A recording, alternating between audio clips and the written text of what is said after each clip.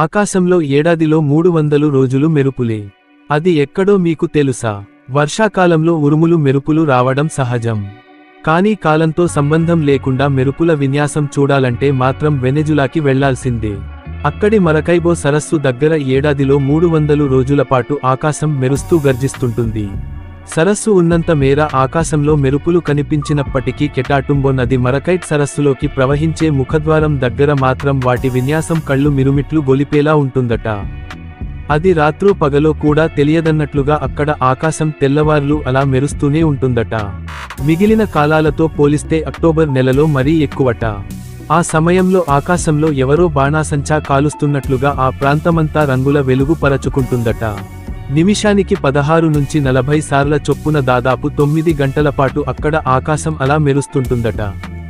సరస్సులో నీరు వేడిగా ఉండటంతో దాన్నుంచి వచ్చే వేడి గాలులు రాత్రివేళలో మూడు వైపులా ఉన్న పర్వత అంచుల మీద నుంచి వీచే చల్లని గాలులతో ఢీకొనడం వల్ల అని కొందరు, అక్కడి నేలలో యురేనియం ఉండటం వల్లేనని ఇంకొందరు.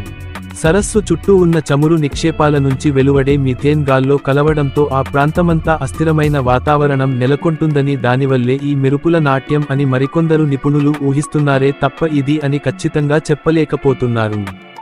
ఆ సంగతెలా ఉన్నా ఒక్క రాత్రిలో వేలసార్లు మెరిసే ఆ ఆకాశ వింతను చూడ్డానికి సందర్శకులు మాత్రం పెద్ద ఎత్తున వస్తుంటారు. దాంతో ఆ ప్రాంతం ప్రముఖ పర్యాటక ప్రదేశంగా మారిపోయింది. ఆ సరస్సు చుట్టూ ఉన్న గ్రామాలకు చెందిన చేపలు పట్టేవాళ్లంతా పడవల్లో పర్యాటకుల్ని సరస్సు మధ్యలోకి తీసుకెళ్లి మరీ ఈ మెరుపుల వర్షాన్ని చూపిస్తారట.